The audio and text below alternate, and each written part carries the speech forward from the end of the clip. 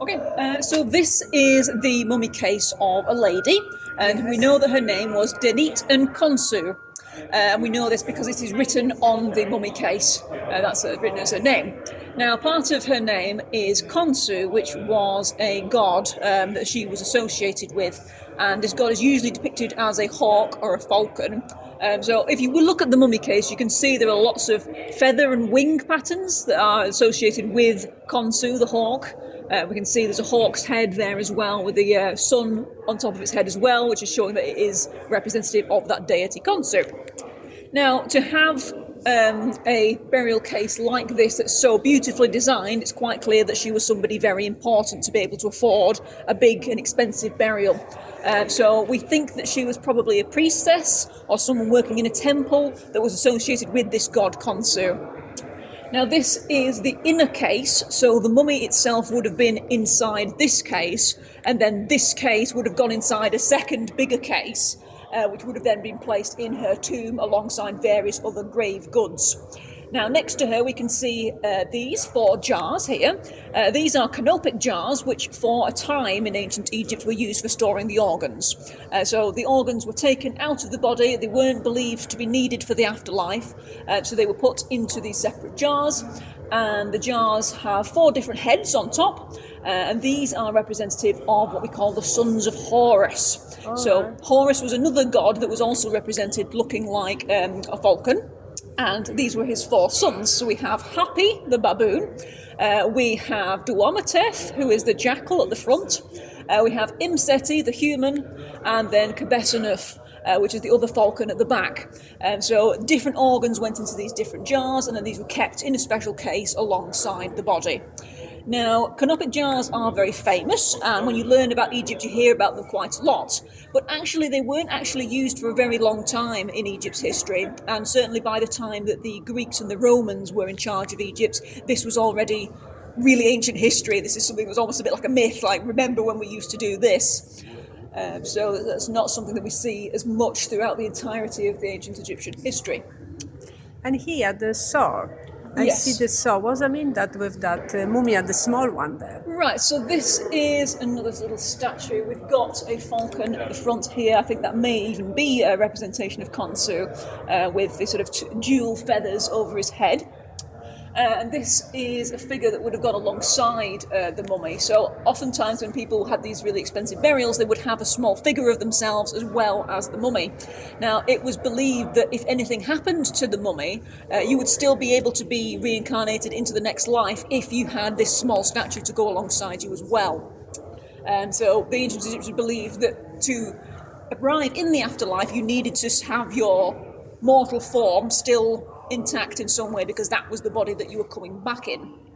Now, sometimes the way in which the sarcophagus was depicted was more of a glamorized version of what this person would have wanted to look like, rather than it being an exact likeness. So often they are depicted with having bright blue hair. Obviously this one's faded a little bit, but you can just about see some of the bluer pigments on there.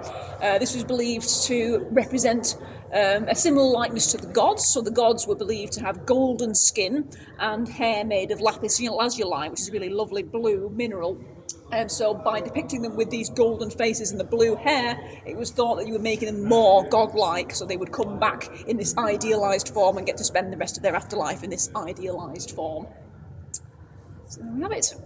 And this small box there with that dog? Yes, so this is a similar kind of box that the canopic jars would have gone in. Obviously this one is a little bit too small to fit these jars in, so these two don't go together. Right. So they make that to put the jar inside the box? Yes, so the ones that went inside that box would have been smaller, obviously, and a bigger box would have been used for these ones, but it would be that kind of box that it would go in. And the deity that we have on the front there, that is Anubis, the jackal-headed god, and he is associated with judgment. So before you went to the afterlife, you had to be judged based on how you had lived during your life. So they would take your heart, which had already been taken out of your body, and placed it on some weighing scales, and they would weigh it against something called the feather of truth. Now, if your heart was the same weight as a feather of truth, then you had lived a very good life and you would go on to have a very nice afterlife. But if you had lived a bad life, if you'd been greedy, if you'd been cruel, then your heart would be heavier than the feather of truth. And then instead of going on to the nice afterlife, it was believed that you would be fed to a creature called Amut, who is like half crocodile, half hippopotamus, part lion as well. So this horrible creature would devour you instead of having a good ending. And Anubis was the god who was responsible for weighing these scales. And it was believed that if you worshipped Anubis and you left offerings to him beforehand, he might actually help you and sort of rig the judgment a little bit, make the feather a little bit heavier, so even if you hadn't lived the best life, you could still get away with it if you were nice to Anubis. So often he is depicted on things like the sarcophagus, things to do with the afterlife, because that was his most important role.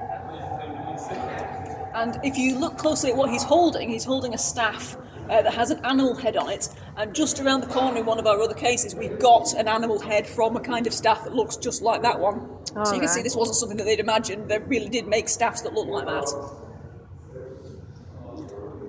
Yeah. And that's everything you think? Yeah, if you've got any more questions, let me know. If not... Okay, thank you. You will... Going, because I never did recording.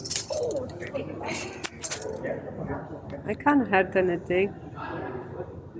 Okay, so this is answering the question of why mummies. Why do people make mummies? So again, because ancient Egypt, this is like a place that lasted for thousands and thousands of years. Making mummies wasn't always the tradition. So before this, we know that there were water burials where people were put into woven caskets made of reeds, and they were pushed into the Nile, down the river like that. There were times during the history of ancient Egypt where cremation, burning the body, was the more popular thing.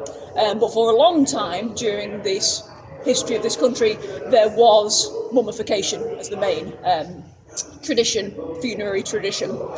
And part of this was from the belief that, again, the body that you lived your mortal life in was needed for the afterlife. So you wouldn't get a new body after you died, you would come back and be reanimated in the body that you left in when you were alive. So mummification was a way of preserving this body and decorating this body so that it would be safe, it would be intact for you to come back to life in.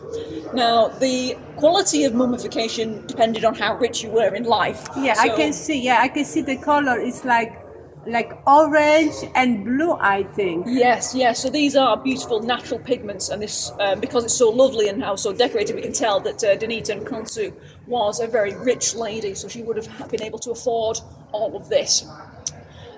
So the mummification process took quite a long time, so you would need quite a dedicated team of people working on it for several days, if not up to a month. So first of all, you would remove the organs, like we talked about. They would go into the canopic jars, and each organ had its own canopic jar, and sometimes the brain would be removed as well, and that would be discarded. And why they remove the brain? So the brain was not seen as important as the heart. So this was before the days of science. The heart is more important. Yes. So the heart was believed to be where your soul, where your personality came from. So that was more important, and that was what was judged rather than the brain. Obviously today we know that the brain is more important for our personality, but they didn't know that.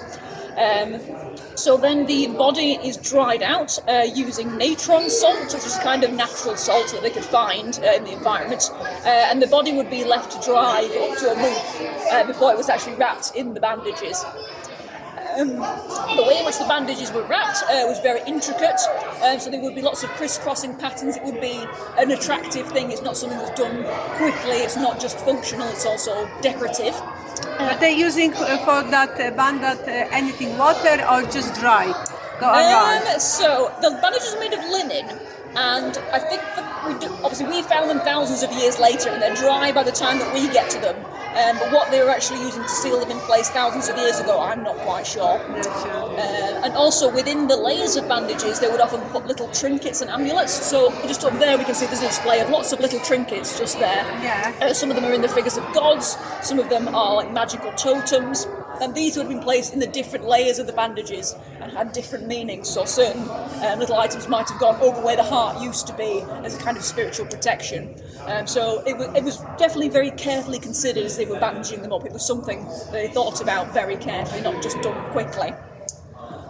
So yeah, mummification was not accessible to everybody. It was only the really rich people that could afford to have all of this done. Yeah, poor people, I don't think so. Yes, Yeah. yes. Just, I think she was princess or something. Yes, so What she do you would have been a think? very, very important role.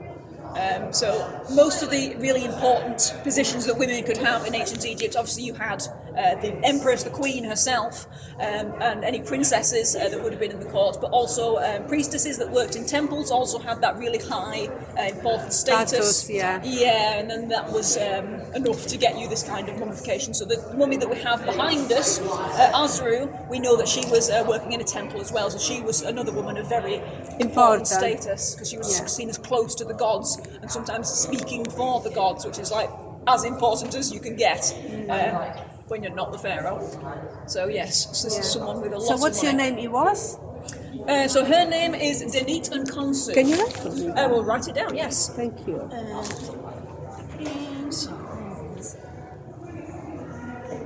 Denit and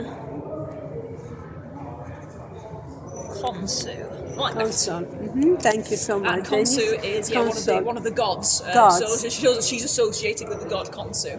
And a lot of important Egyptians would have a god's name as part of their name to show who they particular associate with and who they're worshipping in particular and asking for the protection from. So what I can say about maybe her members of family, anything you know, or? We don't know too much about her family, unfortunately.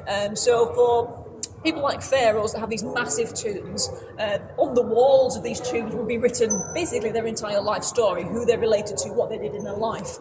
But for someone like Denita and Khonsu, because she's not the pharaoh, she's not quite as important, she probably didn't have a really, really big tomb.